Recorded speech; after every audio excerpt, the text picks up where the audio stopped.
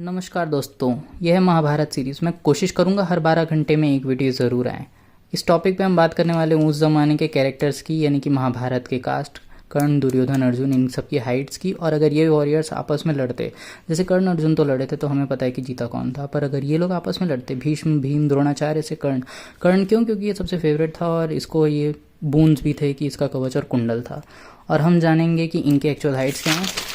उनका भी एक रियल डेटा तैयार है, आप देख सकते हैं। मैंने भी थोड़ी रिसर्च कर रखी है, पूरा कोरा, और बहुत सी जगह मैंने छान मारी है। इवन इनके टेक्निकल फैक्ट जो भगवत गीता में मेंशन्ड हैं, अष्टरत्नी और गीता का एक सार जहाँ पे अर्जुन और हाइट का वर्णन है, उसके बेसिस पे मैंने ये रियल डेटा निकाल रखा है। और ये रूमर्स हाइट भी हैं, इन सब पे हम डिबेट करेंगे। तो सबसे पहले हम एक इंटरेस्टिंग बात पे आते हैं कि कृष्ण को क्यों मैं डॉक्टर स्ट्रेंज से कंपेयर कर रहा हूँ, और क्यों अर्जुन को आयरन मैन और इसे थैनोस से।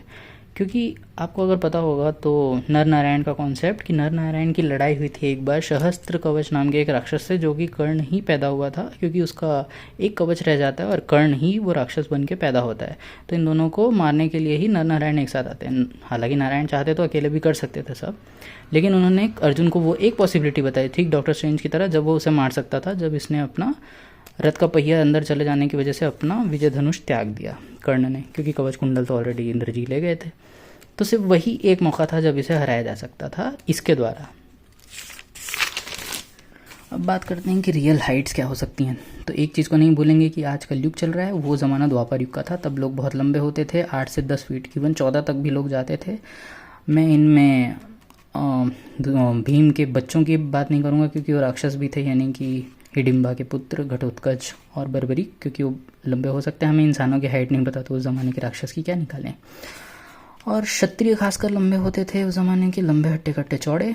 जेनेटिकली भी आज अगर आप देखो तो आपके जो होंगे सिबलिंग्स होंगे, वो आपकी फैमिली में सबसे लंबे होंगे। अब साइंटिफिक डेटास पे हैं, जिसके बेसिस पे हम लोग रियल हाइट निकालने वाले हैं। तो भगवत गीता में लिखा गया है कि अष्टरत्नी का स्ट्रक्चर था कर्ण और कृष्ण का। इवन इनके चाइल्डहुड भी सिमिलर थे और इनकी बॉडी भी। चाइल्डहुड कैसे सिमिलर थे? दोनों को ही जन्म किसी और ने दिया और दोनों कहीं और पले बड़े। अब अगर बात करें अष्टरत्नी की, तो दोनों का ही बॉडी भी सिमिलर था। अष्टरत्नी था जिसे 7 हैंड्स बोलते हैं। अब उस ज़माने में उनके हैंड्स कितने रहे होंगे, क्योंकि उनकी हाइट ही नहीं पता, पर अगर एक अप्रॉक्स निकाला जाए तो 10 या 12 फीट रहते हैं। हम 12 मानते हैं, क्योंकि द्वापर युग था, और उस हिसाब से एवरेज लें तो 11 ले लेते हैं। तो कर्ण और कृष्ण की हाइट हम 11 लिख सकते हैं, ये रही।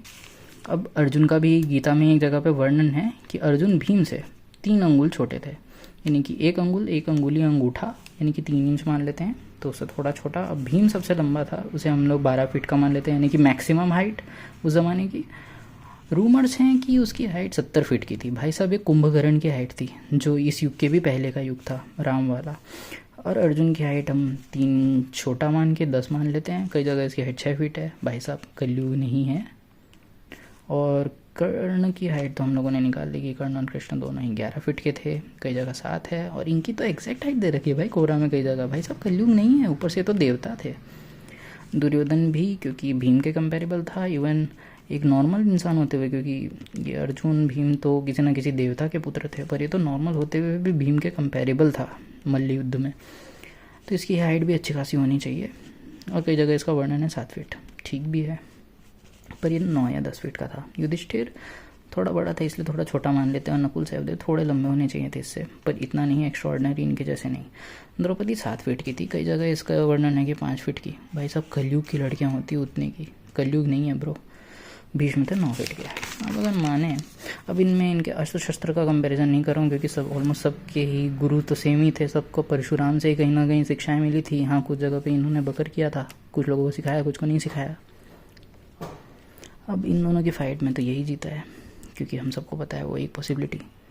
अगर कर्ण और इनका भीष्म का युद्ध होता, तो भाई इनके पास भी एक बूम था इच्छा मृत्यु का, इसके पास कवच कुंडल। अगर इसके प्राइम में जाते, इसका कवच कुंडल है, तो भाई दोनों में से कोई भी जीत सकता था, क्योंकि इनका बैटल IQ बहुत अच्छा है। इनके साथ तो इनका युद्ध हुआ था, तो जिस दिन इन्होंने सबको ही हरा दिया था, सिवाय इसके सारे ही भाइयों को। उनकी माँ के दिए हुए वरदान की वजह एक दिया था कि मैं 5 भाई जिंदा रहेंगे, तो इसको छोड़ दिया था, यानी कि कर्ण तो जीता ही था। अब अगर द्रोणाचार्य से लड़ाई होती तो भाई साहब बराबरी का लड़ाई होता, लेकिन इसके पास क्योंकि कवच कुंडल थे तो ये जीत जाता, और बाकी सारे भाई को तो हरा ही चुका है। अगर आपको इस बारे में कोई भी डिबेट हो कि ये सही नहीं है या डेटा कुछ ऊपर नीचे हो सकता है, तो आप ज़रूर कमेंट करें और ये भी कमेंट करें कि आप अगला वीडियो किस पे बनता देखना चाहेंगे। So please like, comment, share and subscribe to our channel.